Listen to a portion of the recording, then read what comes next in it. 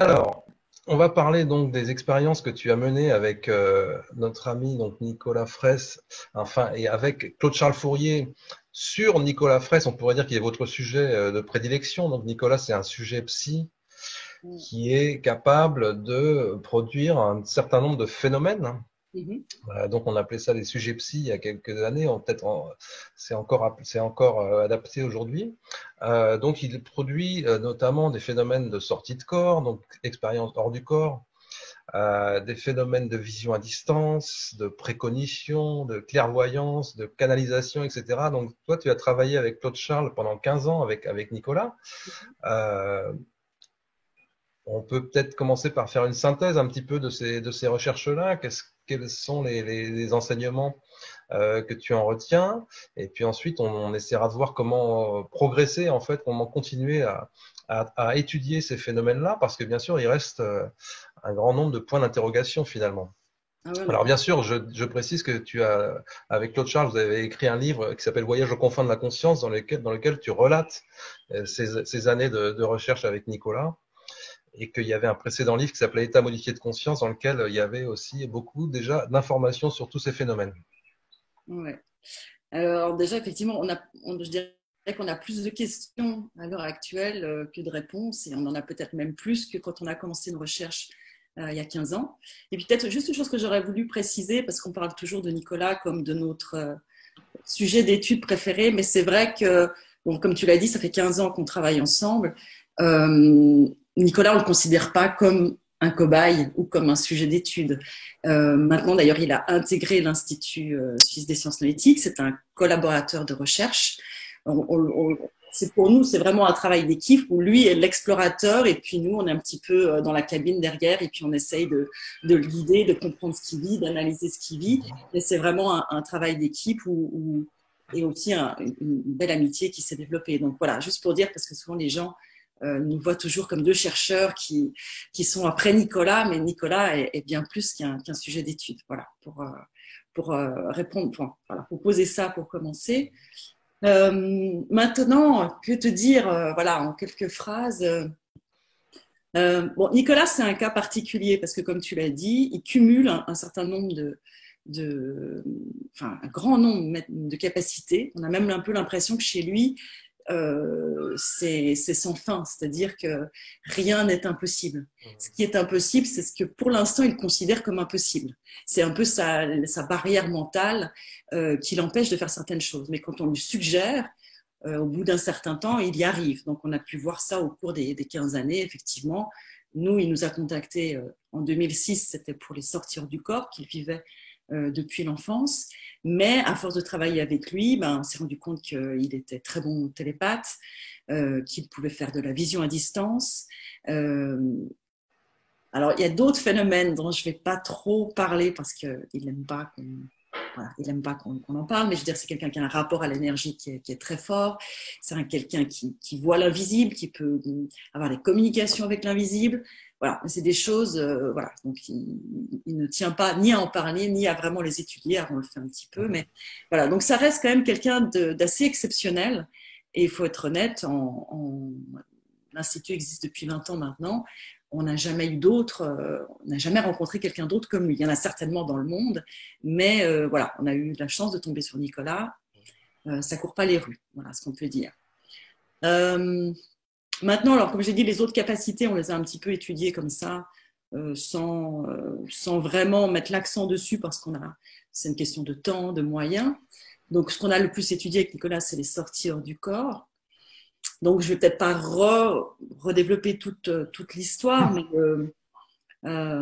pour synthétiser, donc le but de notre projet avec Nicolas, c'était de pouvoir répondre une fois pour toutes à cette question, est-ce qu'on est dans le domaine de l'hallucination, ce qui est évoqué par tous les scientifiques, on va dire mainstream, qui considèrent que la conscience est une production du cerveau. Donc forcément, ce que vit Nicolas est une hallucination, ou alors est-ce qu'on a affaire à quelque chose d'autre? Pour nous, c'était la première question.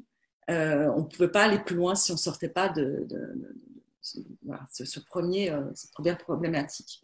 Donc on a mis au point un protocole en double aveugle où on se tient dans une pièce avec le candidat.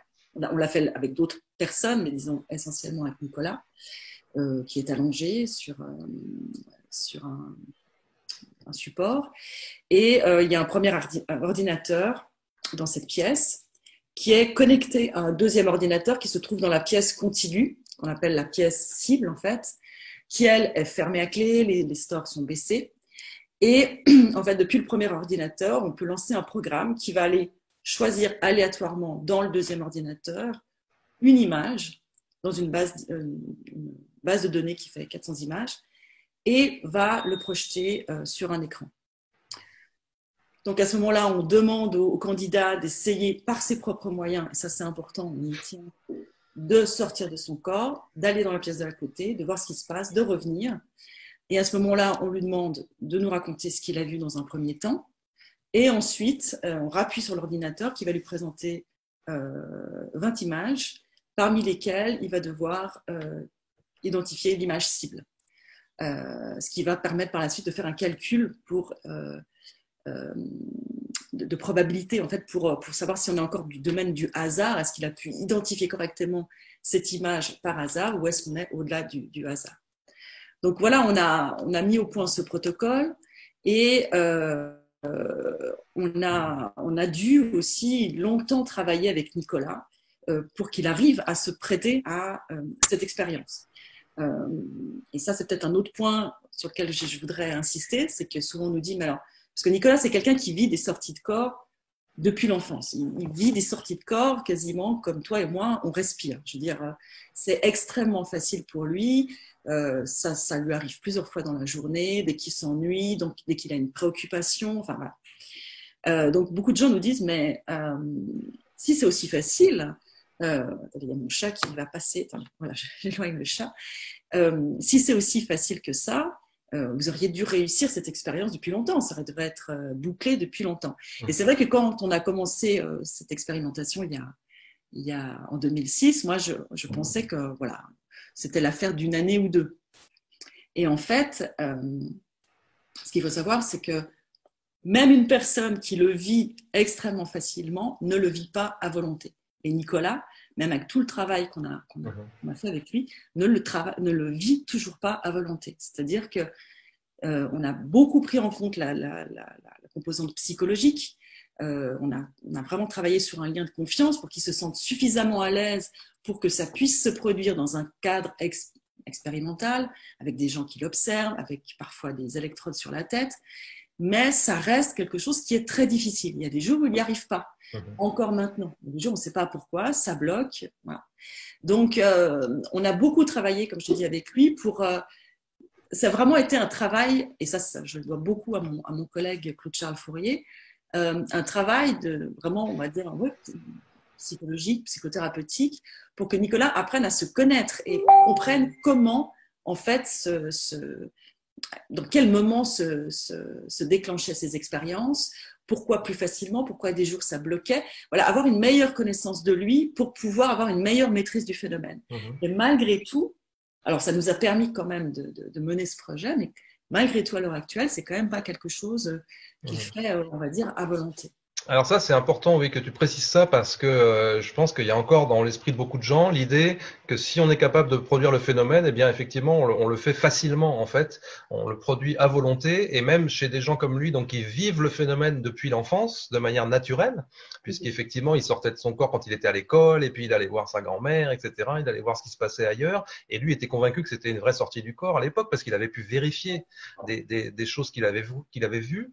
Et effectivement, c'est quand même malgré tout un phénomène qu'il ne contrôle pas complètement par la volonté, quoi. Il est capable de se mettre dans de certaines dispositions mentales pour que le phénomène se produise, mais en quelque sorte, il peut pas le provoquer comme on décide de bouger le bras ou de faire quelque chose par la volonté. Donc ça, c'est important à signaler parce que c'est aussi une réponse à tout un tas de gens sceptiques qui disent bon bah voilà, s'il sort de son corps, il va voir à côté, il revient et c'est réglé. Donc là, tu expliques bien qu'il y a eu tout un travail effectivement de mise en condition pour lui, de mise en confiance, et ça explique aussi pourquoi il peut pas non plus se prêter à n'importe quel type d'expérience, n'importe où, avec n'importe qui. Parce que là, il y a une confiance avec vous qui s'est établie sur la durée aussi, quoi. Effectivement, voilà, ça c'est vrai que c'est un travail de longue haleine. Et puis c'est pour ça qu'il y a un grand problème, c'est qu'on essaye en fait de le... Attendez, le chat qui repasse, je suis Oui, mais il désolée. est bienvenu, bienvenue au J'aurais chat. dû les nourrir, j'ai 2 chats et j'aurais dû les nourrir avant, j'ai pas pensé, c'est l'heure où ils commencent à tourner pour avoir leur pâté.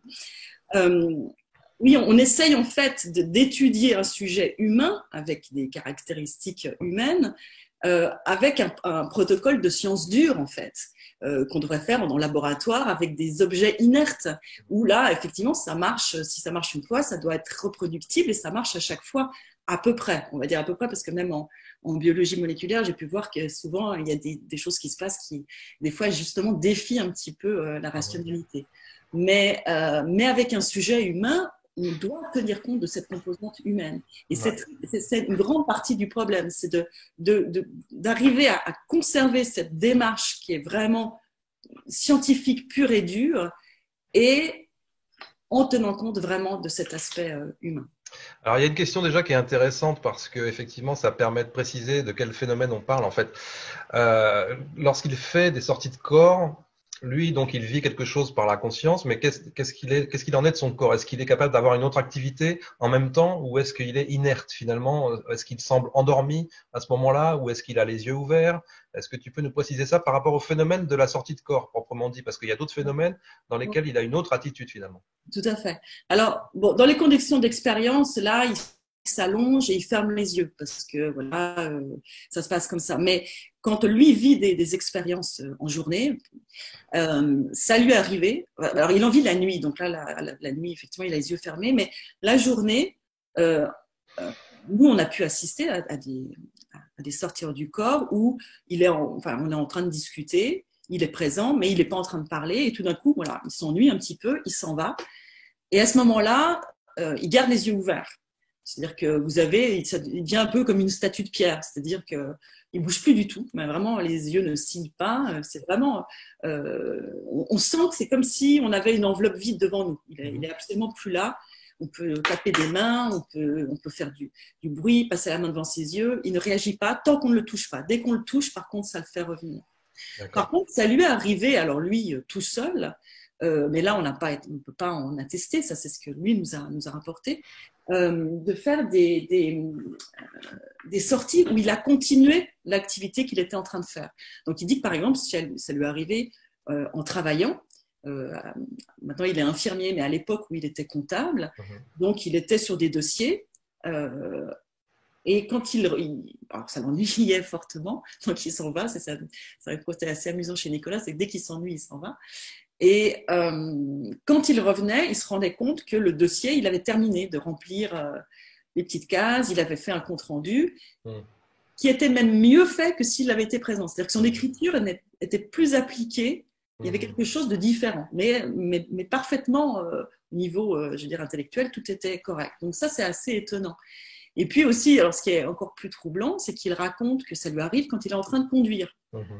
Et ça, c'est aux grandes dames de son... Alors justement, ça c'est une tâche, la conduite c'est une tâche mécanique, ça a déjà été mécanique sans jeu de mots, mais ça a été décrit effectivement, l'hypnose des autoroutes, on a appelé ça comme ça, on se rend compte qu'on a fait des kilomètres et des kilomètres sans être conscient du tout de ce qui se passait, on conduit de manière mécanique, mais quand tu dis qu'il est capable de travailler sur des dossiers, d'écrire, là c'est une tâche cognitive, donc c'est deux états différents, là c'est quand même très étonnant.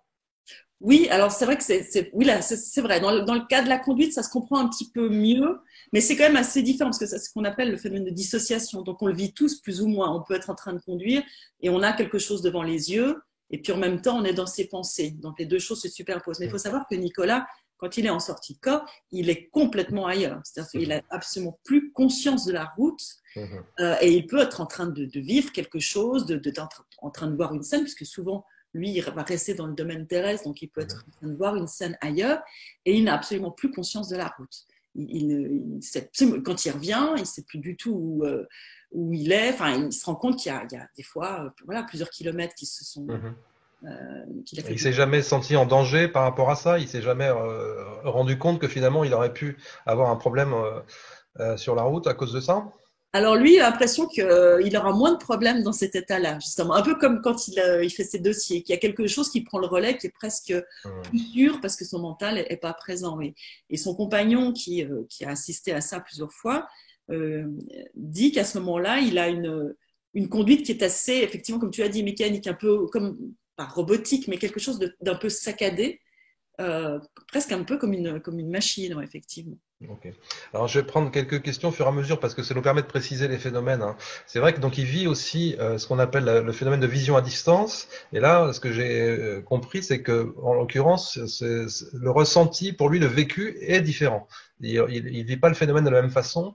Et du coup, j'imagine que aussi au niveau de son corps, il se comporte pas de la même façon. Je crois qu'il est capable de rester lucide, les yeux ouverts, pendant qu'il fait une vision à distance. C'est ça Ah oui, ou alors ça là, va? c'est totalement différent. Là, il est complètement présent. Il continue à discuter avec nous. S'il est en face de nous, en fait, là, il a les yeux effectivement ouverts. Et puis, simplement, il a le regard qui devient un peu vague. Et là, pour lui, il nous dit que c'est comme si la scène de l'endroit où il veut se projeter, en fait, se superpose à ce qu'il voit avec ses yeux dans l'environnement immédiat. Donc il y a une espèce de superposition un petit peu comme en transparence. Mhm. Et donc il est toujours conscient. Et là il parle, il peut nous commenter, dire ben voilà ce que je vois. Alors en général il dit que quand ça marche beaucoup mieux. En tout cas, presque toujours, c'est dans un lieu qu'il connaît déjà. Il Mhm. va prendre un détail de la pièce. Il va se focaliser, par exemple, sur la poignée de la porte d'entrée. Et puis, à partir de là, sa vision va grandir et puis il va voir de plus en plus de détails et finalement voir la scène entière, pouvoir passer la porte et puis voir la pièce, etc., etc. D'accord. Donc, lui le ressent vraiment et objectivement, nous, on le voit aussi comme deux phénomènes différents puisque dans un cas, on ne peut pas lui parler, on n'a plus de contact avec lui et dans l'autre, on peut totalement interagir comme s'il était dans son état normal. Ça, il est capable de l'induire quasiment à volonté pour le coup. Alors, je dirais que c'est plus facile pour lui. La vision à distance est plus facile que la sortie hors du corps. Ouais. Mhm. Mais là aussi, s'il y a trop de pression, c'est quelque chose qui va devenir difficile. C'est comme si vous demandez à quelqu'un de sauter d'un plongeoir. À 3 mètres, c'est facile. Vous le mettez à 10 mètres, il y a plus de. Voilà. Ou de marcher sur une petite planche à 10 mètres, alors que c'est la même chose. Ben, tout d'un coup, il va être Mhm. plus hésitant, il y aura plus de peur, de pression. Mhm. Voilà, c'est un peu la même chose, quoi. D'accord. Alors, est-ce qu'on a pu différencier ces deux phénomènes, mais bon, il y en a d'autres, au niveau de ce qui se passe dans son cerveau? Par exemple, en termes de tracés, d'électroencéphalographie, d'imagerie cérébrale. Alors, je sais que c'est des choses que vous continuez à faire, en fait. Je ne sais pas si vous avez déjà fait le distinguo entre ces états-là. Alors, En termes. c'est effectivement en projet. Pour l'instant, c'est vrai on a des collaborations, on a 2 collaborations pour faire de l'imagerie cérébrale pour Nicolas. Euh, mais comme voilà, c'est des choses qui demandent toujours de monopoliser du matériel, on est obligé de se concentrer sur un phénomène. Et en fait, en plus avec la disponibilité des chercheurs, c'est toujours un peu compliqué. Donc pour l'instant, on s'est plutôt axé sur la sortie hors du corps, mais avec l'idée que voilà, on aimerait beaucoup pouvoir comparer ça effectivement avec la vision à distance, parce qu'effectivement, si on peut montrer qu'au niveau de son cerveau, c'est 2 fonctionnements complètement différents, ce sera intéressant. Ça ne nous en dira pas forcément plus sur ce que c'est, mais ce sera intéressant. Alors, il y a un reproche qui vous a été fait, c'est de ne pas publier un article scientifique dans une revue à comité de lecture sur ce travail-là, parce que tu vas nous dire que donc vous avez objectivé la réalité du phénomène d'après votre protocole. Au bout du compte, vous estimez que vous avez démontré la réalité du phénomène, mais vous avez publié dans une revue qui était une revue, donc la revue de l'Institut, enfin de la Fondation Audier, qui n'est pas une revue scientifique reconnue comme étant, voilà, faisant partie des grandes revues internationales scientifiques, même si c'était en français et en anglais, hein. Et puis surtout, vous avez fait le travail de raconter tout le cheminement, toute l'histoire dans un livre. Donc pourquoi ce choix et pourquoi finalement ne pas avoir fait une vraie publication en bonne et due forme pour que les scientifiques puissent travailler dessus? Alors, déjà, je voudrais juste préciser que ce qu'on a publié dans le bulletin de la Fondation, C'était pas le projet sur les sorties hors du Oui, corps. pardon, exact. Voilà. Et ça, il y a toujours aussi une grande confusion dans ce qu'on voit parce qu'on est quand même très attaqué sur Internet Mhm. par des détracteurs. Et il y a une grande confusion entre le projet de recherche qu'on a fait sur ces phénomènes de clairvoyance, on va dire, ou de clairaudience Alors, plutôt, on va en parler juste après de ça, ouais. et les sorties hors du corps. Donc voilà, c'est vraiment deux projets différents avec deux protocoles Mhm. différents. Et effectivement, on n'a pas publié, mais c'est pas qu'on ne veut pas, mais je veux dire, je crois que les gens se rendent absolument pas compte de la difficulté et de la bombe que ça va représenter dans le monde scientifique même simplement d'envisager que la conscience n'est pas dans le cerveau. Je veux dire, absolument, actuellement, c'est encore impossible de présenter ça de manière sérieuse à un journal, de présenter des expériences en disant que nos conclusions, c'est que éventuellement la conscience de Nicolas n'est plus dans son corps. Je veux dire, la recherche est devenue un monde extrêmement difficile, même quand on est dans un sujet classique. C'est vraiment devenu. Il y a une lutte acharnée pour publier. Je veux dire, c'est vraiment pas facile. Mais pour un sujet comme celui-ci, nous, on est un peu des outsiders. On est un institut de recherche indépendant. On n'est pas dans une université, mais on ne passe pas le premier stade de ce qu'on appelle les reviewers qui ne vont même pas entrer en matière parce que le sujet est étrange, notre protocole n'est pas conventionnel et on a des hypothèses de départ qui sont inadmissibles pour la recherche conventionnelle. Donc moi je me suis dit on va pas aller au casse-pipe, c'est-à-dire que ça sert à rien. Le jour où on présente ces résultats, il faut qu'ils soient béton. Et béton, ça veut dire que alors effectivement, nous, on a fait ce projet, on a un certain nombre de résultats.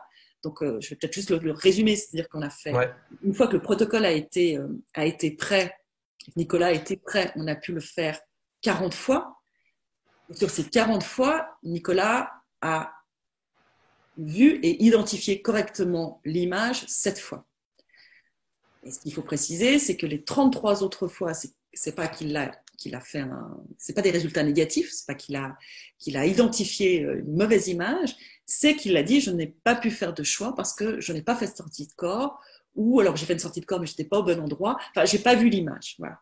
Donc en gros, chaque fois, il a vu 7 fois l'image et les 7 fois où il a vu l'image, il a pu l'identifier correctement. Ce qui pour nous est un résultat extrêmement fort qui est bien au-delà du hasard. Mhm. Maintenant, il n'y a que nous, je veux dire, qui l'avons vu. L'étape suivante, c'était pour nous de faire venir des scientifiques extérieurs pour assister à cette étape-là, ce qui aurait de toute manière stressé Nicolas. Donc, on savait il aurait fallu encore un petit temps de latence, il aurait fallu l'habituer, etc. Mais l'idée, c'était voilà, qu'on fasse venir des scientifiques et qu'ensuite, on soit soutenu pour cette publication. Ou alors qu'on refasse ces expériences en collaboration avec un organisme comme une université ou voilà, quelqu'un qui a, on va dire, pignon sur rue. Voilà. Malheureusement, on a eu des problèmes d'argent, on a dû s'arrêter là. Donc, soit on continuait à chercher de l'argent en disant peut-être qu'on va jamais en retrouver et puis que tous ces résultats vont tomber dans l'oubli. Et à l'époque, sincèrement, moi, je ne savais pas si on allait pouvoir continuer. Donc, on s'est dit la meilleure solution, c'est de les publier dans un livre. C'est un peu jeter un pavé dans la mare. Ça va avoir des répercussions, quoi qu'il en soit. Ça va attirer l'attention. Peut-être que ça va relancer des collaborations. Peut-être que ça va apporter des financements. Mais mieux vaut en faire quelque chose. Et effectivement, ça a été le cas, c'est-à-dire que ça nous a mis en contact avec un certain nombre de chercheurs. Et il y a effectivement maintenant d'autres collaborations qui voient le jour, en tout cas pour la partie imagerie. Et puis même pour l'autre partie, qui est la suite en fait de ce projet. Parce que ça, c'est la première étape. En fait, avec ce projet, on a prouvé, enfin, pour nous, hein, on a en tout cas fortement mis en évidence que ce que vit Nicolas n'est pas des hallucinations, ne sont pas des hallucinations, mais on ne peut pas faire la distinction objectivement, hein, c'est-à-dire de l'extérieur, entre ça et une perception extrasensorielle. On ne peut pas dire qu'en fait, simplement, voilà, il a une vision de ce qui se passe dans la pièce d'à côté. Donc là, il y a une deuxième partie du protocole qui ne se fera jamais, faut être tout à fait lucide, ça ne se fera jamais à l'intérieur d'un hôpital ou d'une université. c'est d'essayer de mettre en évidence qu'il y a une délocalisation de la conscience. Actuellement, la recherche classique, elle n'en est pas là. Si elle pouvait déjà admettre que ce n'est pas une hallucination, ce serait énorme. Mais envisager un protocole où on va essayer de mesurer une conscience délocalisée, c'est juste pas envisageable. Donc ça, c'est un projet qu'on voudrait faire nous, en collaboration avec d'autres personnes qui sont aussi un petit peu des outsiders dans leur domaine, mais c'est un projet de groupe pour lequel on cherche toujours des financements. Voilà. Alors, s'il a perçu la cible grâce à une faculté extrasensorielle et non pas grâce à une délocalisation de la conscience, on remplace un mystère par un autre en quelque sorte. Donc, comment distinguer entre les deux? Avec quel type de protocole on peut distinguer entre les deux? Alors, là, je ne vais pas trop en parler, mais l'idée, ce serait vraiment de pouvoir, si je synthétise, mettre en évidence quelque chose de différent dans la pièce d'expérimentation, la pièce cible, où Nicolas projette sa conscience. Il faut qu'on puisse mesurer quelque chose dans cette pièce-là au moment où il dit qu'il y est. Ou alors mesurer un changement aussi dans la pièce où il est physiquement, qu'il y a un changement qui se passe à ce moment-là. Et si les deux sont corrélés, c'est encore mieux, qu'il se passe quelque chose au niveau du corps et qu'il se passe autre chose dans la pièce d'expérimentation. Alors, une seule approche ne va pas suffire. Donc, notre idée, c'est d'avoir différentes approches combinées qui aillent toutes dans le même sens. Parce que la preuve définitive, alors qu'on sait que la conscience est quelque chose d'immatériel, qu'on ne sait pas mesurer, ça va être très difficile. Donc, ça va être des approches indirectes qui, combinées, vont tendre, enfin, seront, on va dire, l'explication la plus probable. Mais voilà, la preuve définitive dans ce domaine, elle va être très difficile à obtenir. Et c'est un petit peu cette idée qu'on avait commencé à explorer avec l'idée de peser Nicolas. Ça faisait partie, par exemple, de ce protocole. C'était une première étape, ça on en parle dans le livre. Ça peut paraître complètement loufoque, et on a beaucoup hésité à en parler, mais à l'époque, on s'était dit justement, peut-être qu'on n'aura jamais l'occasion de le refaire, donc peut-être ça va donner l'idée à d'autres. Mais effectivement, il y a beaucoup de gens qui vivent des sorties hors du corps, qui ont cette sensation qu'il y a vraiment quelque chose qui sort, et quelque chose qui a une certaine substance. C'est pas toujours le cas, hein. Il y a des sorties de corps très différentes, mais souvent ils ont cette sensation d'une matière plus fluide, même ils la voient, etc. Donc on s'est dit pourquoi pas tester. C'est très facile à mettre en place. Il faut trouver une balance de précision qui peut peser des poids assez importants, et puis voir ce qui se passe au moment d'une sortie hors du corps.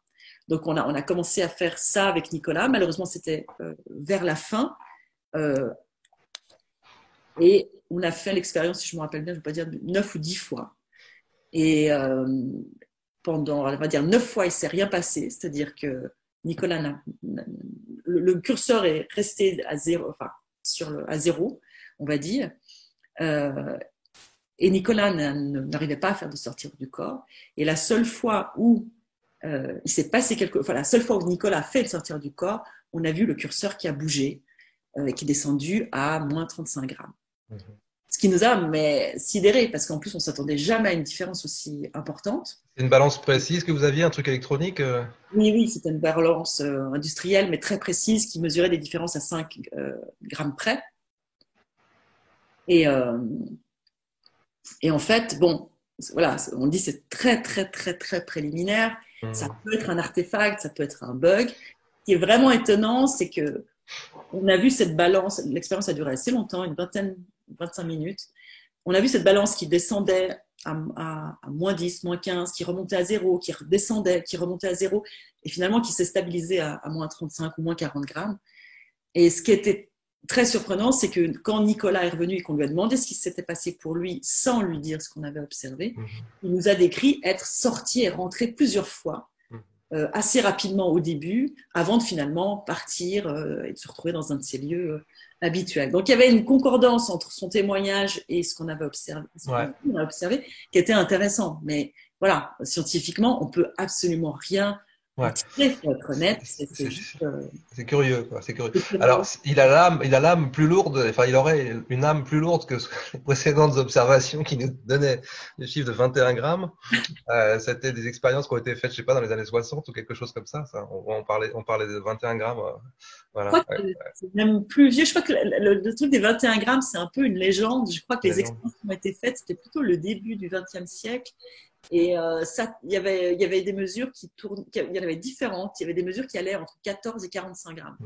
Ok. Donc, mais voilà, il y avait des grandes variations. Ok, d'accord. Effectivement, ça peut être aussi une déperdition d'eau, ça peut être, Ouais. il peut y avoir plein de choses qui. Alors, l'objectif de comprendre quel type de phénomène est à l'œuvre. Alors, est-ce qu'il y a effectivement une sortie de quelque chose, une sortie hors du corps, une sortie d'une entité qu'on va appeler âme, conscience ou quoi que ce soit, ou alors est-ce que c'est une perception extrasensorielle, etc. C'est quand même hyper important de tenir compte de son vécu à lui. Et c'est là où on est dans une recherche qui est pluridisciplinaire, qui relève aussi des sciences humaines, parce que lui, il ne vit pas le phénomène de la même façon, justement, quand il fait une perception à distance ou quand il fait une sortie de corps. Donc, il faut quand même tenir compte de son ressenti à lui, puisque effectivement, on a ça aussi dans les expériences de mort imminente dont on va parler après. Lui a la sensation de quitter son corps véritablement. Donc, pourquoi ne pas tenir compte de ce critère-là, en fait? Oui, Enfin, effectivement. en quoi ce critère-là est pas suffisant finalement? Ah bah parce que la science, parce que c'est un ressenti subjectif. Et la science, elle doit objectiver les choses. Elle ne peut pas prendre quelque chose qui est un ressenti. On sait qu'on a tous des ressentis Mhm, différents. On sait que les hallucinations peuvent être ressenties comme extrêmement réelles. mhm, Donc, on ne peut pas s'en tenir à ça. Mais en même temps, on ne peut pas non plus faire l'impasse. Et c'est un peu le problème de la recherche actuellement, c'est qu'on est complètement déconnecté de l'expérience. C'est que maintenant, on ne tient plus compte du vécu des expérienceurs et que c'est valable aussi pour les NDE, c'est valable pour les sortir du corps, c'est valable pour tout un tas de mhm. phénomènes et qui est en fait la base. Je veux dire, depuis des millénaires, les autres traditions se sont toujours intéressées au vécu des gens parce que c'est ça qui leur a permis de découvrir aussi un peu le monde et le fonctionnement du monde. Et nous, voilà, on a tellement rationalisé et tellement, on est tellement dans un paradigme matérialiste réductionniste qui exclut en fait tout ressenti, toute expérience qui vient de l'intérieur. Et c'est en fait effectivement extrêmement dommage parce que même dans le cadre des sorties hors du corps, nous, on a répertorié des centaines et des centaines de témoignages et étudié en profondeur. Même dans les sorties hors du corps, il y a mille et une façons de vivre la sortie hors du corps. Et effectivement, Nicolas, par exemple, lui, ça lui est arrivé une ou deux fois d'avoir la sensation d'avoir un corps. Mais en général, lui, il est une conscience. Il est un point de conscience qui finalement se fond dans le tout. Donc là, effectivement, la question de est-ce qu'il est à l'intérieur, à l'extérieur de son corps, des fois, elle paraît aussi ambiguë et presque un peu naïve et puérile. La conscience, c'est quelque chose de complexe. Et probablement que si la conscience, on arrive à ces modèles actuellement qui ne sont pas prouvés, mais si la conscience est partout, commencer à dire qu'il sort de son corps, ça peut paraître un peu une contradiction. Simplement, il y a une délocalisation de son centre de focalisation, on va dire, de la conscience. Mais en même temps, ça ne veut pas dire que c'est ça ou ça. Je veux dire, on est toujours aussi dans une société où on exclut. Ça doit être ça, même si c'est ça, c'est forcément pas ça. Peut-être que les deux existent, peut-être qu'il y a des gens qui vivent effectivement des sorties hors du corps où il y a quelque chose qui sort. Hein. C'est quelque chose qui est décrit aussi depuis la nuit des temps dans les traditions, que ce soit en Inde, même en Grèce, etc. Dans Voilà. les chamanismes aussi, ouais, bien sûr. Exactement, des notions de corps Mhm, qui sortent. Euh, Probablement que ça correspond à une forme de réalité, mais il n'y a pas mhm, une seule réalité, ça ne s'exclut pas. Et parfois, peut-être que la conscience est capable simplement de passer dans un autre état où là, elle devient tout, comme dans mhm. une expérience transcendantale, dans certaines expériences de mort imminente, etc. Donc, c'est complexe et c'est pour ça que nous, ce qu'on essaye toujours, c'est de ne pas s'arrêter sur une seule vision des choses ou un seul point de vue ou une seule théorie. Parce que ce serait extrêmement présomptueux. Je veux dire, on est dans un domaine qui, voilà, qui nous dépasse de loin. Donc voilà, tout tout ça est peut-être vrai, en fait. Ouais.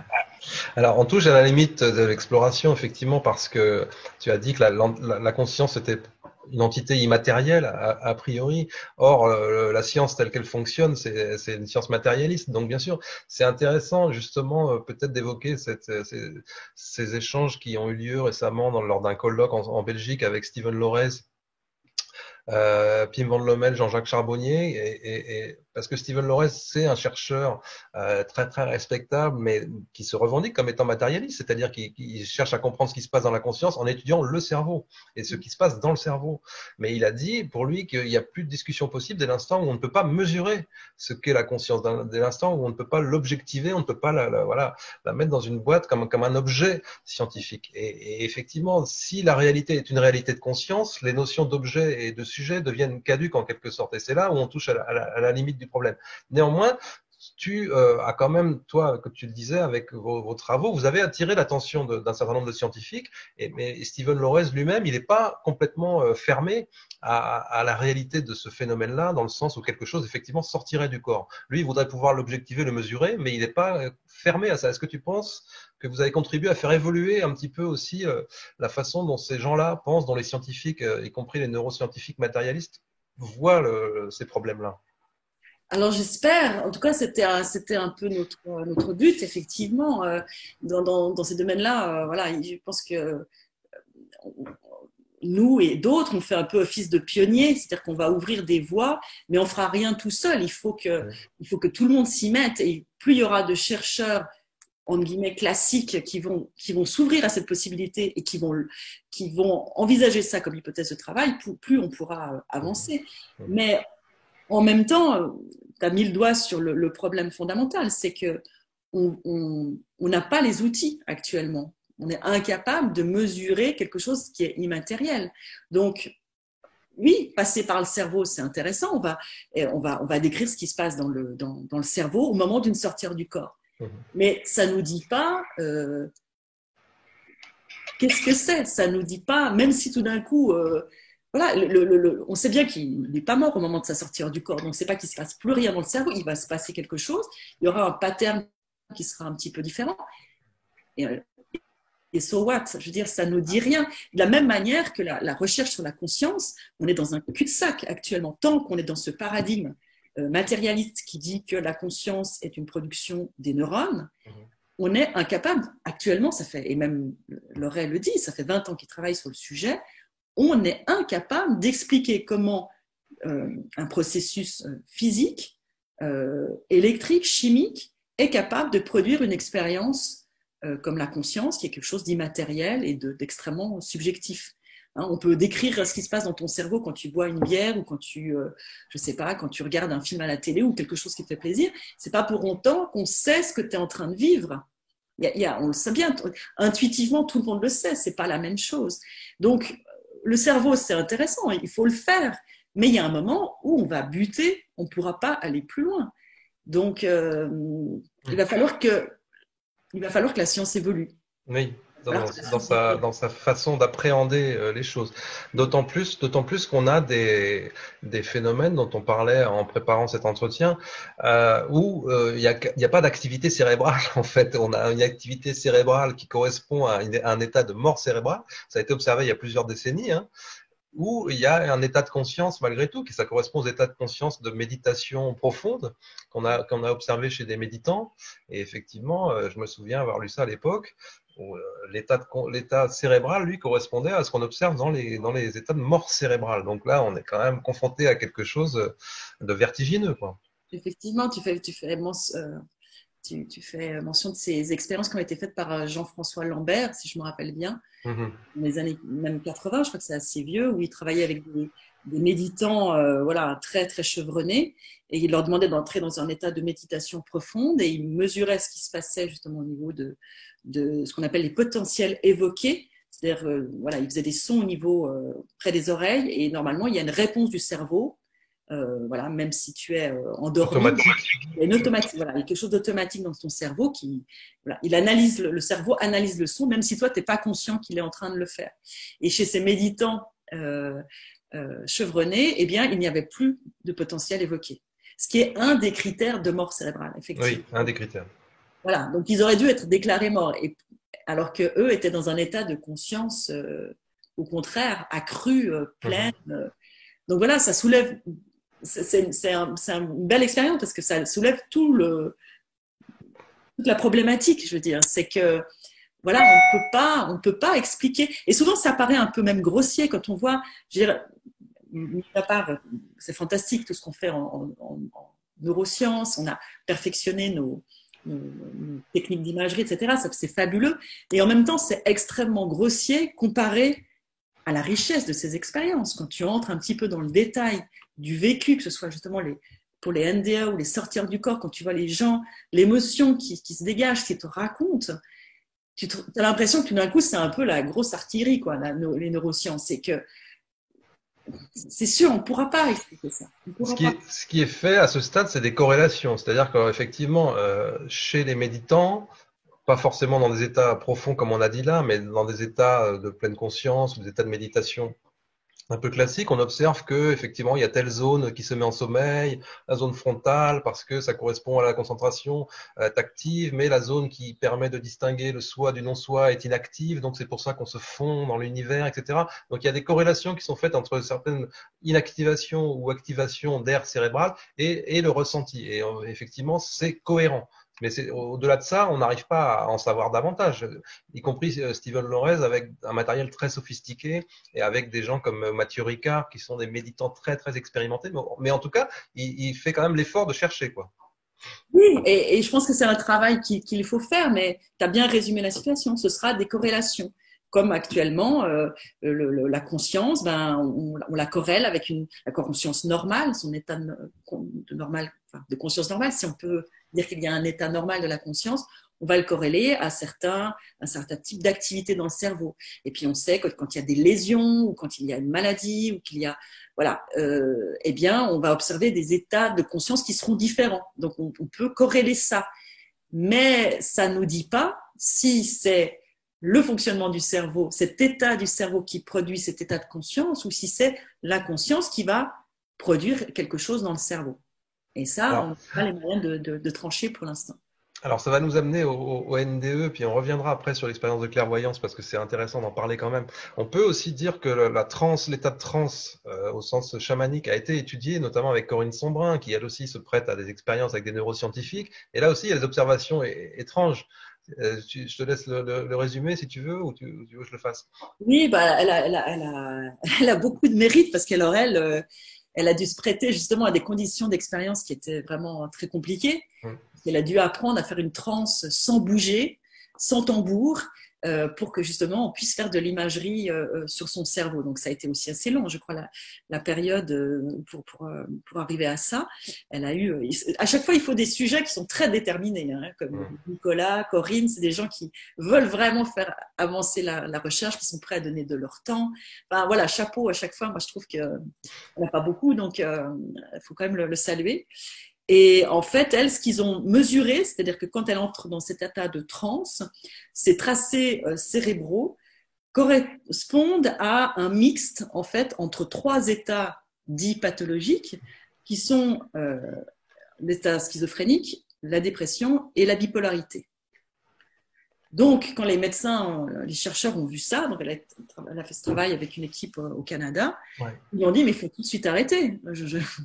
Vous n'allez pas pouvoir revenir, vous êtes en danger en fait. Vous entrez dans des zones extrêmement dangereuses. Elle leur dit mais pas du tout. Tout le travail que j'ai appris justement avec ces chamans, c'est de pouvoir entrer dans la transe et d'en sortir. Donc ça c'est intéressant parce que ça montre déjà que ce qui est considéré comme pathologique pour la majorité des gens, dans le cas de Corinne, ne s'applique pas, puisque dans un état de transe, c'est pas pathologique, puisqu'elle va avoir des informations, c'est un état augmenté de conscience. Et puis ça montre effectivement qu'on peut agir sur cette activité cérébrale et revenir à un état normal. Donc ça, c'est la partie qui a intéressé Corinne, mais qui a intéressé aussi ses chercheurs, parce que c'est une piste, c'est-à-dire si elle est capable d'en sortir, peut-être qu'on peut apprendre à des gens schizophrènes ou bipolaires à sortir, à faire fonctionner leur cerveau autrement pour sortir de cette pathologie. Donc, il y a des pistes qui sont intéressantes. Et là, c'est un travail qui est effectivement extrêmement novateur. Euh, voilà, j'espère que ça, je ne sais pas si ça continue maintenant où elle en est, mais en tout cas, c'est vraiment à saluer. Ouais. Elle fait des recherches avec des artistes pour montrer comment la transe stimule la créativité. Je crois qu'elle est partie dans une direction comme ça aussi, entre autres. Et là, c'est très intéressant aussi de voir que, en fait, les états de transe sont pas si difficiles que ça à provoquer et que ça produit, voilà, ça stimule la créativité, ça permet des choses assez extraordinaires. Donc, ça rejoint l'idée d'état augmenté de conscience, en l'occurrence. Ah, c'est ça. En fait, dès qu'on touche à la chimie du cerveau, que ce soit avec des drogues, que ce soit avec des techniques, eh bien, on atteint des états modifiés de conscience. Voilà, quand on ne comprend pas quelque chose, on a tendance à dire c'est pathologique, mais c'est peut-être simplement que c'est pas compris. On nous demande si on peut induire une sortie de corps à partir du son. Donc oui, puisque en l'occurrence c'est le cas, hein, effectivement, dans les transes chamaniques à partir du tambour. C'est plus le rythme, la vibration, le son aussi. Ou par l'image. Alors là, par l'image, je sais pas. Alors, par la visualisation, en tout cas, Visualisation. il y a plein de techniques. Alors, il y a des gens qui sortent de leur corps de façon spontanée, et puis il y a des gens qui ont mis au point des protocoles. En général, le protocole, il marche très bien pour eux, mais après, il sera peut-être plus difficile pour quelqu'un d'autre. Mais il y a des techniques avec des visualisations, Oui. ou se focaliser sur un point, donc regarder quelque chose, focaliser sur un point. C'est souvent des techniques qui se rapprochent de la méditation, hein, des choses comme ça. Mais voilà, le son, l'image, oui, il y a plein de techniques. Après, si on veut se lancer dans cette voie-là, il faut trouver celle qui vous convient. Mais voilà, nous, ce qu'on a tous, notre message, c'est aussi de mettre en garde les gens, parce que quand on ouvre la porte des états modifiés de conscience, on ne sait pas ce qu'on va y trouver. Surtout si on les provoque, si ça se passe naturellement, ben c'est probablement qu'on est prêt, ou de toute façon on est obligé d'y faire face. Mais quand on s'est recherché comme ça, nous on a travaillé avec des gens qui ont atteint des états dans lesquels ils ont été très très mal parce que ça s'est pas passé comme ils pensaient, parce que justement on est encore plus on va dire dans ces états-là en contact avec notre inconscient, avec nos problématiques profondes. Donc, il y a plein de choses qui peuvent se réveiller dans ces moments-là. Et les techniques que tu évoquais, c'est des techniques souvent pour induire ce qu'on appelle le voyage astral. Alors, le voyage astral, c'est autre chose que la sortie de corps, parce que la sortie de corps, c'est censé se produire dans l'environnement physique. On voit notre environnement physique. Le voyage astral, on part dans d'autres réalités. Comment tu fais le distinguo, toi? Est-ce que Nicolas lui-même a des expériences comme ça qui permettent de distinguer les deux? Non, alors nous, on l'a distingué, on a parlé on parle d'astral terrestre. C'est-à-dire que je pense que de toute façon, quand la personne sort de son corps, elle passe quand même dans une dimension qui est un petit peu différente, puisque souvent il y a des petites différences. Hein. La réalité est à peu près la même, il y a des petites différences, mais elle peut rester dans quelque chose qui est vraiment très proche de notre dimension terrestre. Donc, elle peut avoir des informations sur ce qui se passe sur Terre. Et puis, à partir d'un certain moment, les gens passent dans une dimension qui est plus éloignée. Puis là, il peut y avoir plein de dimensions différentes qui va être comme dans les expériences de mort imminente. Chacun va vivre un peu l'expérience qui lui correspond, on peut dire.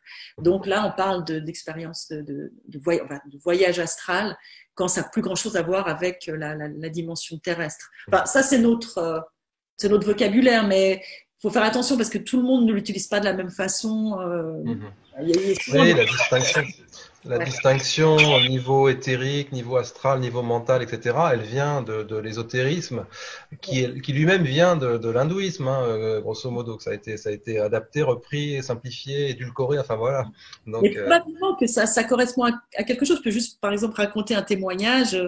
Je me rappelle qu'il est dans notre premier livre, donc je sais que je peux en parler, parce qu'on ne parle jamais de témoignage si on n'a pas l'autorisation, mais on l'a mis dans le premier livre, où justement c'est un homme qui a vraiment voulu, je ne sais pas pourquoi, l'envie de vivre des sorties du corps, donc il a développé son propre protocole qui était justement un système de visualisation, et ça a très bien marché, mais lui effectivement, alors il a fait des sorties qu'on qualifierait d'éthérique selon justement ce jargon ésotérique, c'est-à-dire que c'était quelque chose d'extrêmement lourd qui est sorti, c'est-à-dire que lui il se déplaçait en marchant à côté de son corps, et s'il traversait un meuble, il restait coincé dans le meuble. Ce qui est assez étonnant, je veux dire. Mais ça, c'est le seul témoignage qu'on a eu de ce style. Donc, justement, il a utilisé une technique. Il y a eu vraiment une espèce de forcing. Et finalement, il s'est fait tellement peur avec ça qu'il a arrêté, il a plus jamais voulu le faire. Parce qu'en plus, il est mal rentré. Une fois, il avait un protocole pour revenir. Il était mal rentré, il était décalé. Et il est parti dans la rue. Et tout d'un coup, il se rendait compte qu'il rentrait dans les gens, ou il rentrait dans les poteaux. C'est-à-dire qu'en fait, lui, il avait l'impression d'être là, mais son corps physique était décalé et son corps physique rentrait dans les objets. Et là, il s'est dit, ça va plus du tout. Il est rentré chez lui, il a essayé de se calmer, il a refait le protocole et voilà, les choses sont revenues dans l'ordre. Mais donc, voilà, tu vois, quand on compare ça vraiment, enfin, on a entendu, nous, on a lu aussi toute cette littérature ésotérique, Ouais. et puis on se rend compte que ça semble correspondre à quelque chose. Quand tu analyses et que tu compares au témoignage, ça, c'est très différent d'une sortie de corps de quelqu'un qui se retrouve au plafond, qui va passer à travers le mur ou la fenêtre sans aucune difficulté, qui va aller se balader. C'est aussi très différent de Nicolas qui tout d'un coup se trouve dans un lieu et il est la pièce, il est le plafond, le sol, les gens présents, etc., etc.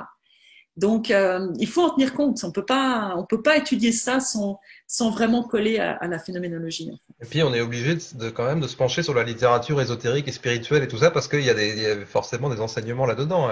Les bouddhistes notamment sont des techniciens de la conscience et qui ont étudié ça depuis 2500 ans, quoi. Et alors Ouais. moi je crois que les voyageurs de l'astral ils disent effectivement que c'est lié à l'énergie en fait qu'ils arrivent à charger avant de faire un voyage et que selon le type d'énergie qu'ils ont ils peuvent plus ou moins franchir des couches, etc. Et que voilà. Bon, ça c'est un thème à part entière. Je reviens sur le cerveau parce que tout à l'heure on disait il y a eu des états des états de méditation profonde dans lesquels il n'y avait pas d'activité cérébrale. Ça rejoint forcément ce qu'on observe dans les expériences de mort imminente, dans lesquelles il y a un arrêt cardiaque qui fait que de toute façon le cerveau n'a plus d'activité, en tout cas au niveau du cortex. Au niveau, le cerveau n'est plus irrigué, donc toutes les couches supérieures, toutes les couches superficielles qui sont les couches associées à la mémoire, à la cognition, à la sensation de soi, etc. Toutes ces couches-là ne sont plus irriguées. Et pourtant, c'est là que les personnes vivent les expériences les plus riches, les plus profondes. Donc là, on est bien confronté à un paradoxe quand même, qui semble montrer que la conscience, elle est beaucoup plus riche, elle est capable de beaucoup plus de prouesses au moment où le cerveau lui-même s'éteint finalement. Alors il y en a qui nous disent oui mais il reste une activité profonde dans les couches profondes, mais en l'occurrence ça ne colle pas avec la possibilité de mémoriser, de percevoir, de se souvenir, de revoir toute sa vie défiler, etc., etc. Ça c'est un phénomène que vous avez étudié aussi, Alice Noé. Alors, on l'a étudié, effectivement. On a étudié en tout cas toutes les hypothèses qui étaient à disposition pour expliquer ce phénomène. Alors, effectivement, souvent, l'argument qui est avancé, c'est oui, mais on ne sait pas ce qui se passe dans les couches profondes. Il peut y avoir une activité résiduelle. Okay. Effectivement, comme tu l'as dit, une activité résiduelle qui produit une expérience qui est 1000 fois plus riche que ce qu'on a quand on a tout notre cerveau. Déjà, ça paraît assez incompréhensible. Si on veut vraiment couper les cheveux en quatre, un des arguments qui pourrait avoir une certaine validité, mais bon, c'est de dire on ne sait pas à quel moment se produit la NDE. C'est-à-dire qu'elle peut se produire juste avant que son cerveau ne soit plus irrigué, ou au moment où il commence à être de nouveau irrigué. Mais ça n'en demeure pas, enfin pas moins que la personne fait une expérience qui est décuplée au niveau des sensations, alors que son cerveau, quand même, est en train de récupérer ou est en train de perdre ses capacités. Donc voilà, ça ne tient pas vraiment la route. Nous, on est tout à fait d'accord avec ce que tu viens de dire, c'est que actuellement, il n'y a aucun modèle rationnel qui permette d'expliquer ce qu'on vit au moment d'une NDE. Voilà. D'autant que il n'y a pas de preuve non plus. D'autant que dans certains cas, on peut corréler, au niveau temporel en tout cas, des scènes qui sont vues, qui sont rapportées et qui correspondent à un moment où effectivement le cerveau n'était pas irrigué, quoi. Donc là, il y a une espèce de corrélation temporelle qui peut se faire.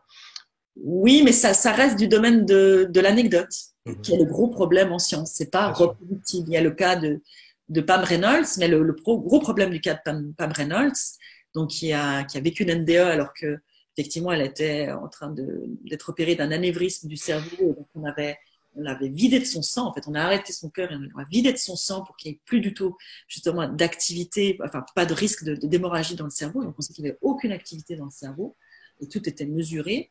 Euh, le problème, c'est que ce qu'elle rapporte, par exemple au moment de la sortie hors du corps, où elle a vu des choses dans la salle d'opération, ça a été fait avant que son cœur soit arrêté. Ouais. Et toute la NDE, toute la partie justement où elle passe dans une autre dimension, où elle va rencontrer son oncle, son grand-père, tout ça, ça a eu lieu effectivement une fois que son cœur était arrêté. Ouais. Mais c'est pas objectivable. Donc, exactement. Il y a une sensation qu'elle rapporte quand même, c'est que quand elle revient dans son corps, qui a été refroidi, donc pour pouvoir justement faire cet arrêt circulatoire, elle a la sensation de plonger dans une piscine glacée quand même. Donc là, il y a une corrélation en termes de vécu. Oui, c'est ça. Au niveau temporel, on a l'impression que ça joue. On pense qu'effectivement, elle a fait une sortie de corps pendant qu'on la trépanait, mais que son cœur n'était pas arrêté. Et le fait d'arrêter son cœur et de la vider de son sang, simplement fait la bascule, enfin la projeter dans cette autre dimension. Et c'est vrai que quand elle revient, c'est au moment où on l'a déjà réchauffé, on a remis le sang, et là elle est de nouveau dans la pièce. Et quand on relance le cœur, elle rentre dans le corps. Donc, ça joue assez bien au niveau temporal. Mais moi, des fois, je joue un peu l'avocat du diable. Toujours, moi, je suis scientifique, donc on est obligé de dire, voilà, scientifiquement, ça ne fait pas office de preuve irréfutable. Parce que ce cas était emblématique, ouais. C'était un cas emblématique en plus qu'on a toujours mis en avant comme une espèce de preuve à lui tout seul, quoi. Voilà, mais des fois, on l'a mal expliqué, puis on a dit des choses fausses aussi, ce qui est dommage, parce que finalement, ça peut se retourner contre. Alors qu'il est très intéressant et qu'il faut être honnête, actuellement, il y a plein on va dire, de preuves indirectes qui vont quand même dans le sens de il se passe quelque chose au-delà du cerveau, mais selon les critères scientifiques actuels de reproductibilité, etc., on n'a pas de preuves. Ouais. Alors c'est intéressant quand même de voir que justement des groupes de recherche comme le Coma Science Group de Stephen Lorenz s'est beaucoup intéressé à l'expérience de mort imminente ces dernières années, même s'ils cherchent à le corréler à une activité cérébrale. Ils ont quand même redémontré tout un tas de choses qu'on savait déjà plus ou moins, mais avec des outils aujourd'hui irréfutables. Ils ont montré que la NDE n'est pas une hallucination, que ce n'est pas un rêve, que ça change profondément le système de valeurs des personnes, que ce sont des souvenirs qui restent à vie, etc., etc. Ils ont reconfirmé des choses qui avaient été montrées par les Américains dans les années 80, etc. Mais c'est quand même un progrès, on peut dire, non? Oui, tout à fait. Et c'est pour ça que ce type de recherche, il est essentiel. Et par justement des groupes qui sont reconnus, comme le groupe de l'ORES. Non, c'est fabuleux. Ils font un travail énorme. Et je pense que moi, ce que j'ai pu voir en 20 ans, c'est que quand on travaille dans ces domaines, à force de côtoyer ces gens, à force de lire ces témoignages, de les entendre, on change. Et je pense que l'oreille va changer aussi. Je veux dire, il faut vraiment, surtout s'il a un intérêt pour ce sujet-là, voilà, c'est que ça réveille quelque chose en lui. Et donc, voilà, moi j'ai bon espoir que petit à petit, il puisse envisager de plus en plus l'hypothèse que la conscience ne soit pas une production cérébrale. Puis, il y en a déjà, hein, je veux dire, il y a Stéphane Corr aux États-Unis, lui, c'est une hypothèse de travail. Maintenant, pourtant, c'est un neuroscientifique extrêmement reconnu. Et il dit, jusqu'à maintenant, on a pris le parti que c'était l'hypothèse du tout est dans le cerveau. On se rend compte qu'on est dans un cul-de-sac. Faisons le pari inverse. Disons, prenons l'hypothèse inverse. Et de toute façon, ça va nous permettre de relancer la recherche et ça va peut-être nous amener quelque part ou pas. Mais c'est intéressant. Donc voilà, ça commence. Hein. Il y a de plus en plus de chercheurs qui commencent à retourner leur veste, si on peut dire. Il y a un renversement de perspective, en tout cas, ouais. Ok, écoute, je sais pas combien de temps on a, hein, on a fait plus d'une heure déjà. On a des questions aussi, on a plein de questions, hein, je peux pas tout poser. Sur les phénomènes d'incorporation de Nicolas, est-ce que tu peux en dire un mot ou pas? Oui, on peut en parler. Ça, c'est un sujet qui trouble beaucoup les gens. Je rassure tout le monde, ça lui arrive quasiment plus. C'est quelque chose qu'il n'aimait pas du tout. Donc ça s'est produit un jour. Donc tous les soirs, Nicolas, au moment de s'endormir, en général, il fait une sortie hors du corps, au moment de l'endormissement, et il se retrouve dans le cosmos. C'est un moment qu'il adore parce que voilà, lui qui est féru d'astronomie va se balader un petit peu partout. Et une fois, eh bien, au lieu de se retrouver dans le cosmos, il s'est retrouvé dans le corps de quelqu'un d'autre. Et ça n'avait absolument rien à voir avec un rêve. Je veux dire, c'est vraiment la sensation, un état de conscience aussi précis, aussi clair, aussi vrai, réel que quand il était dans son corps normal. Mais il s'est rendu compte que ce n'était pas son corps. Et donc la première fois, il a eu tellement peur, ça a duré 1 ou 2 minutes, puis ça s'est arrêté. Mais le problème, ça s'est reproduit tous les soirs pendant 1 mois. Et bon, du coup, il a pu un peu tester et il s'est rendu compte qu'il arrivait à faire bouger ce corps, qu'il arrivait un peu à le faire parler. Mais très vite, il y a eu pour lui un problème éthique, c'est qu'il s'est rendu compte que la personne était perturbée et qu'il y a un moment, il y a eu une conversation avec sa femme qui était présente, qui lui disait « mais ça te reprend, prends tes médicaments ». Donc, il s'est rendu compte qu'il avait dû aller voir un psychiatre. Donc, ce qui a été pour lui vraiment un choc et à partir de là, il a plus voulu que l'expérience se passe. Il a vraiment, voilà, je sais pas ce qu'il a. Je pense qu'il y a eu un blocage en lui et l'expérience s'est arrêtée. Par contre, il a commencé à le faire tous les soirs dans un corps différent et ça a duré comme ça. Je sais plus maintenant, en tout cas bien 6 mois, peut-être 1 année, où tous les soirs, il se retrouvait dans un corps différent et il a fait l'expérience d'un vieillard en train de mourir, d'une femme enceinte, d'un bébé dans le ventre d'une femme, de gens, de toute culture, un peu partout dans le monde. Il a fait aussi l'expérience dans le corps d'animaux. Enfin, ça a été quelque chose de très très riche pour lui et vraiment très intéressant. À partir du moment où c'était qu'une seule fois, puis qu'il voyait qu'il dérangeait pas trop les gens, ça a été. Mais voilà, qu'est-ce qu'on peut en dire de plus que effectivement, comme on l'a dit, si la conscience est quelque chose qui est à l'extérieur, qui est partout en fait. Dire qu'elle est à l'extérieur du cerveau, c'est faux. C'est quelque chose dans lequel on baigne finalement. On peut plutôt voir le cerveau comme un point où la conscience peut s'ancrer. Et c'est un petit peu comme si tout d'un coup, Nicolas pouvait aller s'ancrer sur un autre support que le sien. Le problème, c'est qu'on ne sait pas ce qui se passe pour la personne qui le vit sur l'instant, effectivement. Est-ce qu'elle est consciente? Est-ce qu'elle, sa conscience s'en va? C'est quelque chose qu'on aurait voulu pouvoir étudier. Nicolas, ce qu'il aurait voulu, c'est pouvoir choisir et dire je vais aller dans le corps de quelqu'un que je connais. Parce qu'à partir de là, on aurait pu faire des recherches, mais ça ne s'est pas produit. Il ne maîtrise pas, ouais. Non, ça, il ne le maîtrise pas du tout. Puis en même temps, c'est vrai que c'est quelque chose qui le dérange, donc il ne le cherche pas. Ouais, en plus, ouais, j'imagine. Et nous aussi, on lui a dit, on était un peu embêtés avec cette expérience-là, parce que ça rappelle les phénomènes de possession, c'est ce que la personne a l'impression d'être possédée. Voilà. Et si Nicolas le fait, est-ce que d'autres sont capables de le faire? Il y a plein de questions qui se posent avec ça, mais voilà. On peut pas en dire beaucoup plus que ça. Ok. On va quand même décrire rapidement l'expérience de clairvoyance que j'évoquais tout à l'heure, puisque c'est ce qui a fait l'objet de cette publication dans le bulletin de la Fondation Audier. Et ça nous amène à parler de spiritualité, parce que c'est quand même un thème qui est transversal quoi, dans tous ces vécus-là, hein. Notamment l'expérience de mort imminente. C'est aussi une limite à l'exploration scientifique, parce que la dimension spirituelle, alors là, pour le coup, la science, elle sait pas du tout comment la gérer, quoi en faire, quoi. On est plus dans les sciences humaines, dans la psycho, dans la philo, etc. L'expérience de clairvoyance, donc là, ça consistait pour lui à deviner le contenu d'enveloppe avec des images qui étaient tirées au sort. Et ce qui est fabuleux dans cette histoire, c'est qu'il s'est mis en fait à entendre des sons, à entendre des voix, puis à entendre des musiques, des chansons. Et de plus en plus, au cours de l'expérience sur son tirage, en fait, ces sons-là qu'il s'est mis à entendre, lui indiquait la réponse de manière de plus en plus précise, à partir de poèmes, à partir de chansons qui étaient donc un peu allégoriques, et puis carrément à la fin c'était la définition même de l'image. Et ça a été une expérience fabuleuse parce que ça a ouvert chez lui aussi cet aspect donc de communication avec quelque chose, d'entente de voix, phénomène d'entente de voix, c'est un phénomène que vous avez étudié aussi. Alors, je voudrais te dire que ça a été surtout fabuleux pour nous, parce que lui, il ne l'a pas bien vécu. Il l'a pas bien vécu, ouais. Et c'est toujours quelque chose qu'il recherche pas et qu'il aime pas du tout, en fait.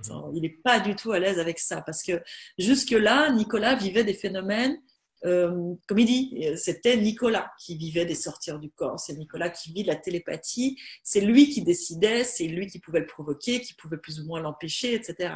Et puis tout d'un coup, il a eu l'impression que quelque chose, c'est un peu comme si quelque chose le manipulait, quoi. Ouais. Quelque chose entrait en lui, et voilà, il avait affaire à à quoi, on ne sait pas, mais il avait affaire à quelque chose d'autre.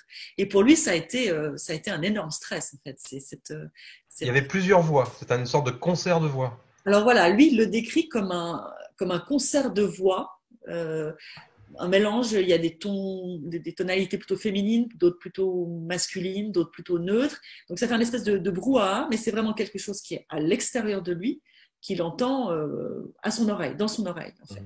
Ça commence par un pop, il y a comme quelque chose qui se débouche dans ses oreilles, et puis tout d'un coup, il entend. Et c'est vrai que là bon, ça s'est produit de manière totalement voilà, inopinée pendant un protocole qui se voulait très rigoureux, très scientifique. On avait un huissier, il y avait des observateurs, enfin, tout était très, très protocolé. Et puis voilà, il était censé simplement utiliser son intuition ou sa clairvoyance. Il n'était pas spécialement bon pour ça, mais on a fait le test avec d'autres qui n'étaient pas. Il n'était pas plus mauvais qu'un autre, donc on s'était dit qu'on allait faire ça avec lui. Et il s'est passé ce phénomène extrêmement étonnant. Mais c'était magique, je veux dire, à vivre pour nous. C'était l'expérience la plus étonnante parce que c'est allé crescendo. C'est allé crescendo, c'est ça en plus. C'est-à-dire que les messages étaient de plus en plus précis, de plus en plus beaux aussi. Il y avait une notion de poésie, alors que c'était pas du tout sa culture à lui en plus. Tous ces messages-là, ça correspondait pas à son registre personnel, quoi, à ses lectures. Nicolas, il le dit lui-même, c'est pas un littéraire, la poésie, c'est pas son truc. Et là, il y avait des quatrains parfaits, des rimes parfaites, et des choses extrêmement belles. Qui nous a dit, il n'aurait pas pu l'inventer. Et en plus, nous, donc on était à côté de lui, on le voyait.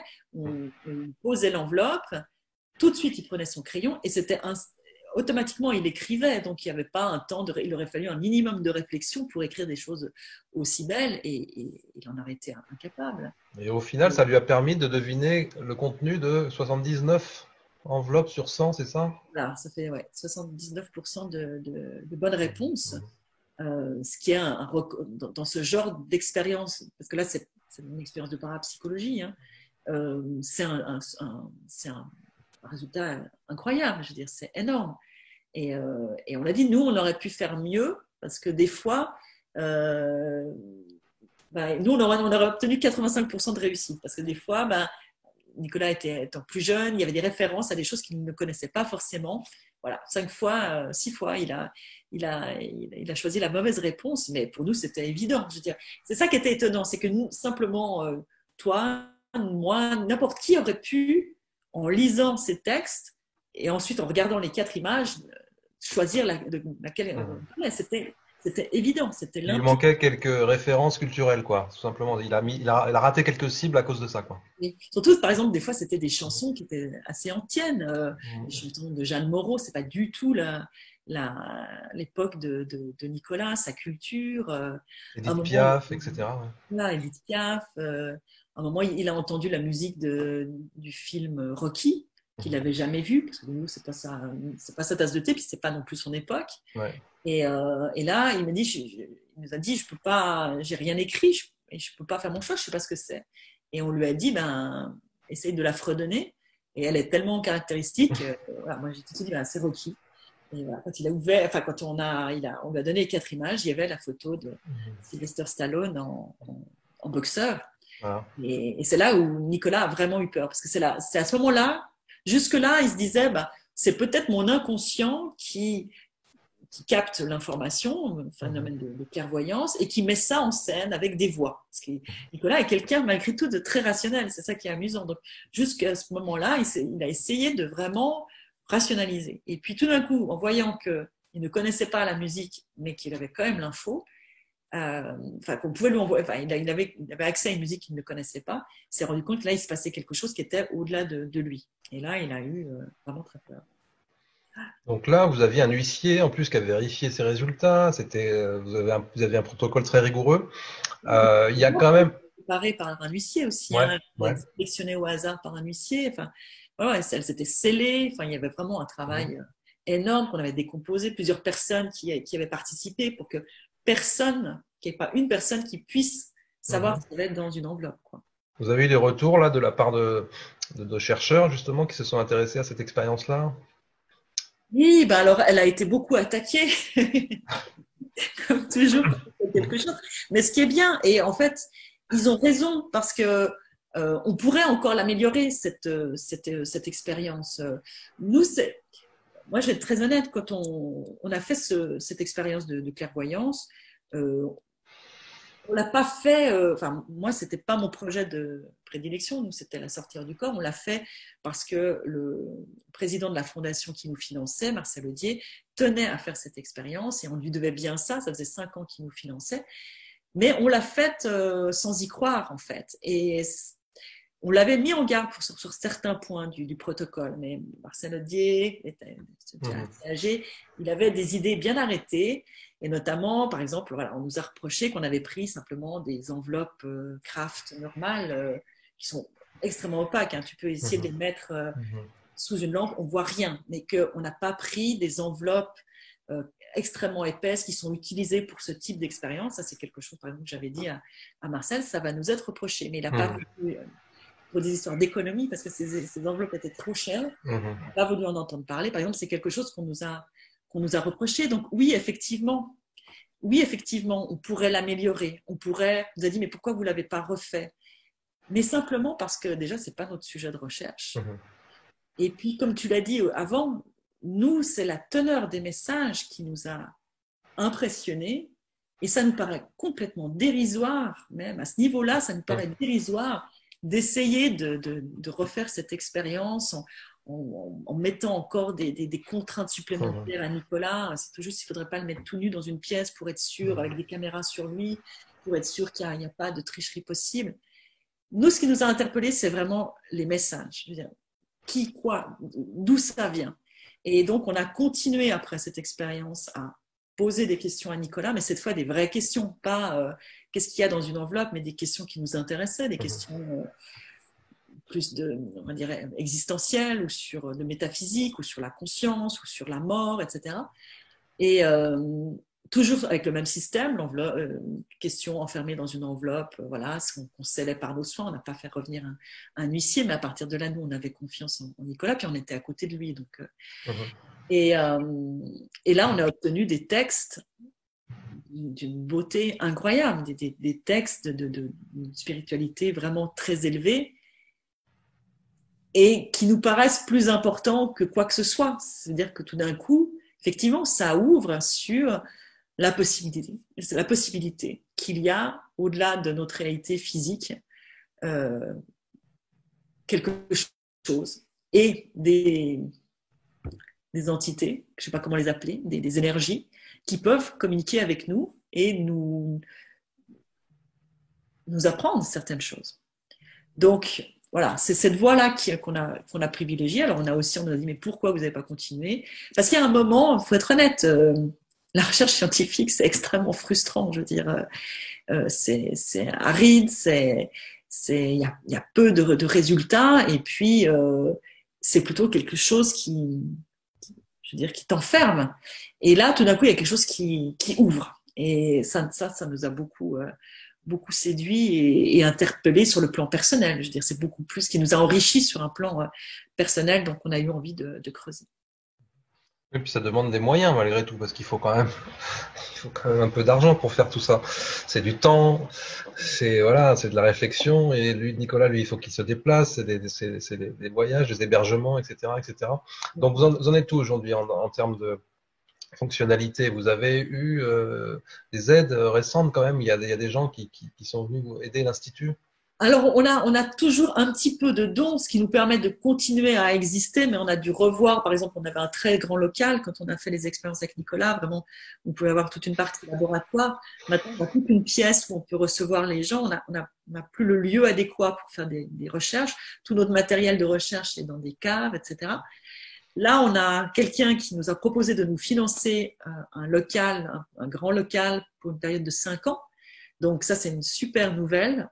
Il reste à le trouver, parce que malheureusement, pour l'instant, à Genève, on a beaucoup de peine à trouver un local, mais ça nous permettrait au moins de redémarrer un petit peu le projet. Mais après, il y a un problème, c'est qu'il faut bien vivre. Et nous, on a tout mis dans ces expériences. C'est notre travail à plein temps, ce que les gens ne comprennent pas. Et et qu'il faut qu'on trouve des moyens. Je veux dire, sinon on peut pas vivre. Donc on est toujours en train de faire. En fait, on passe beaucoup de temps à chercher de l'argent ou à faire des choses annexes qui peuvent nous permettre de vivre, mais qui nous permettent pas de nous remettre vraiment à fond dans la recherche, parce qu'il faut une disponibilité de temps et d'esprit aussi. Il faut être un peu tranquille pour faire de la bonne recherche. Et ça, pour l'instant, on n'a pas retrouvé de financement suffisamment conséquent et on est toujours à la recherche de dons. Voilà. D'accord, c'est pour ça que l'an dernier aussi, vous aviez lancé une activité un peu d'événementiel, de faire des conférences, etc. Ça permet de faire rentrer un peu de fonds, quoi, tout ça. Hein. Ouais, mais ça a été un piège parce qu'en fait, l'événementiel, vous devez le savoir, c'est un travail à plein temps. Ouais. Et finalement, ça nous prenait presque tout notre temps et en fait, on perdait de l'argent parce que sur une ville comme Genève, c'est petite. D'accord, dommage. Oui, les textes dont tu parlais de Nicolas, il en est question dans Voyage au confins de la conscience quand même, ces textes spirituels. Tu en parles oui, on en a mis quelques-uns. À la fin, voilà, à la fin du livre. Ok. Donc en termes de collaboration avec d'autres instituts de recherche, on peut dire quand même des choses sur ce qui se profile une fois que l'activité aura repris. Il y a quand même des projets de collaboration avec des instituts universitaires, hospitaliers. Alors là, c'est plus que des projets. Là, on est déjà en collaboration avec un groupe de l'hôpital de Genève. Ouais. Puis on a d'autres collaborations avec des chercheurs qui sont indépendants ou liés à des organismes privés. Et puis, comme je l'ai dit, pour une autre, ça c'est pour la partie imagerie cérébrale. Donc là, il y a déjà des choses en route. On a fait un IRM du cerveau de Nicolas. On a d'autres choses qui sont prévues, mais c'est des choses qui prennent du temps. Mais là, il y aura des publications avec ça, on le sait. Et puis, il y a l'autre partie où là, il nous faudrait des financements qui seront aussi des collaborations, mais pour la partie délocalisation de la conscience. Et là, c'est peut-être pas avec des organismes officiels, comme je l'ai dit, c'est avec des chercheurs qui osent prendre des risques, mais voilà, de façon un petit peu plus marginale. Ouais, parce que c'est un reproche qu'on vous a fait, ça aussi, c'est de garder Nicolas pour vous. Donc, forcément, vous avez fait tout ce travail avec lui d'accompagnement, de le mettre à l'aise au plan psychologique et tout ça. C'est pas un sujet que vous voulez lâcher comme ça, mais vous n'êtes pas opposé, au contraire, à toute collaboration qui amènerait à des publications dont vous seriez forcément co-signataire. Il faut peut-être le redire, ça.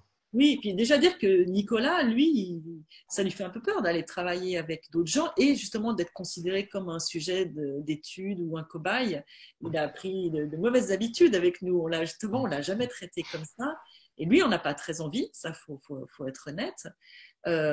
Déjà, la recherche, il en a aussi un petit peu assez.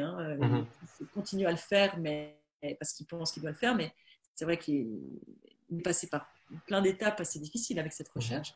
Et puis oui, moi ça me fait toujours sourire quand on nous reproche ça.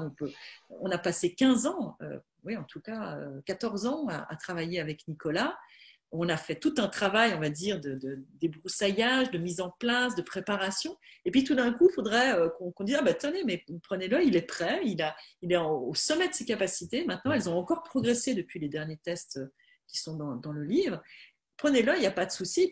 Et puis nous, on ne pourrait pas continuer. Je veux dire, c'est ridicule, on serait un petit peu stupide de faire ça.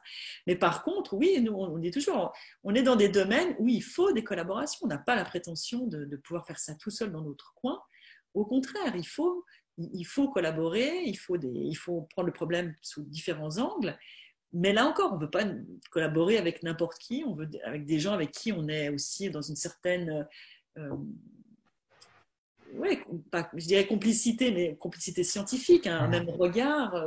Je veux dire, ça peut être très désagréable de travailler avec des gens qui sont très fermés, comme par exemple des zététiciens qui n'ont qu'une idée en tête, c'est de déboulonner le protocole. Non, on ne va pas aller collaborer avec les zététiciens, par exemple. Moi, je ne vois pas l'intérêt.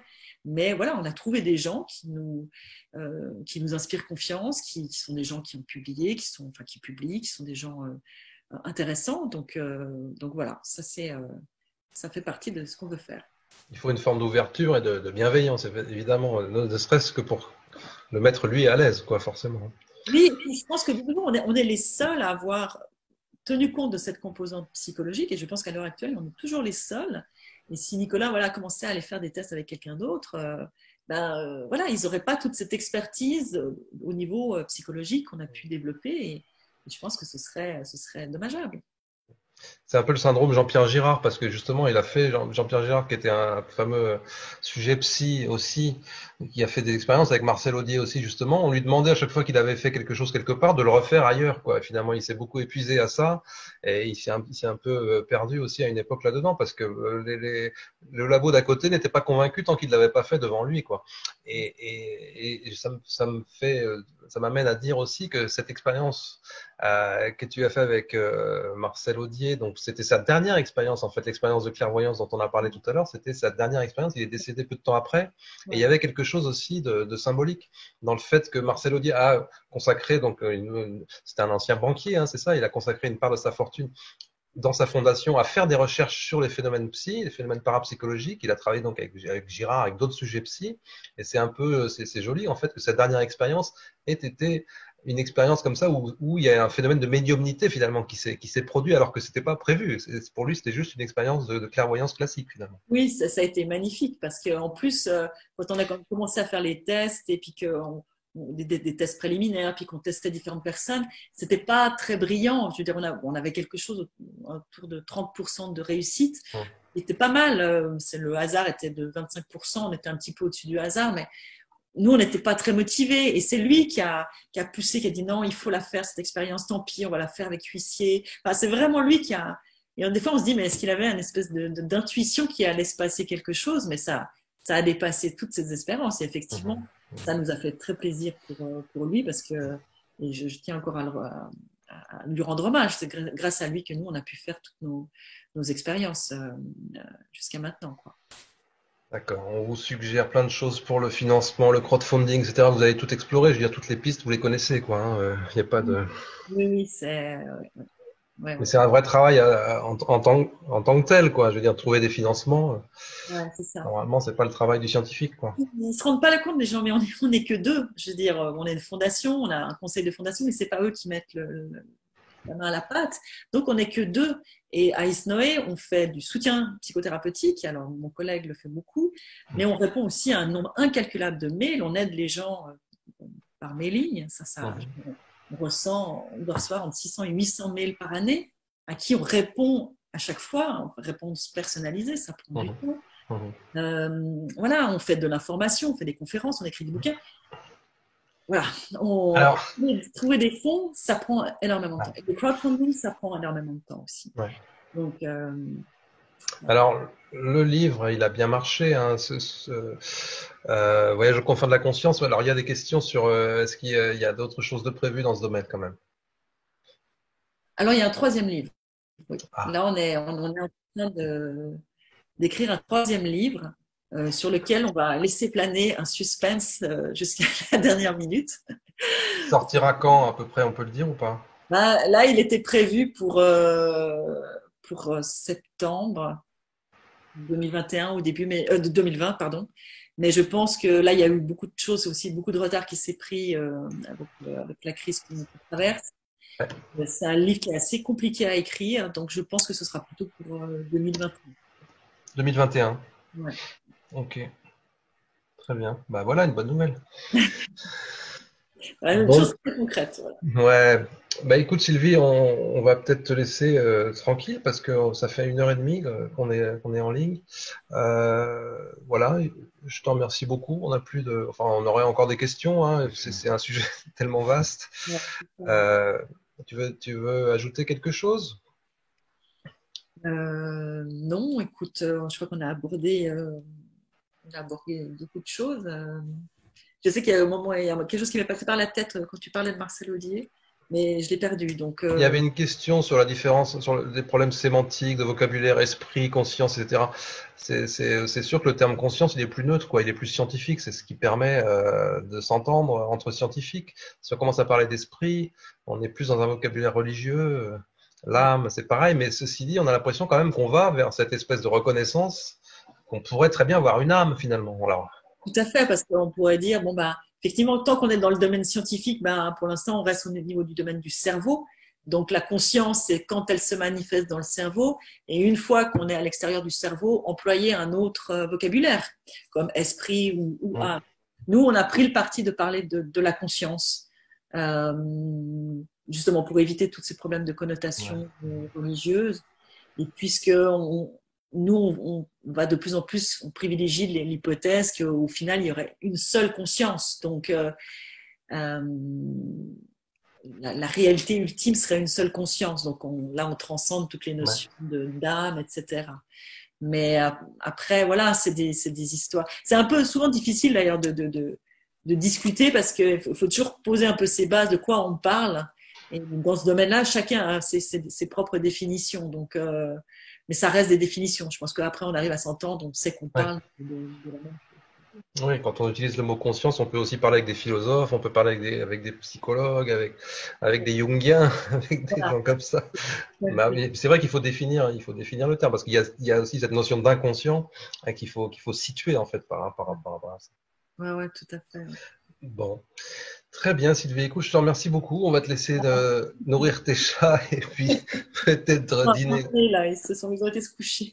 Bon, merci infiniment Merci et à toi. plaisir de te revoir Merci en beaucoup France. Sylvie. Merci beaucoup pour cette belle intervention. Et Jocelyn également, hein, pour la qualité de cet échange. Hein. C'était Avec vraiment plaisir. de haut niveau.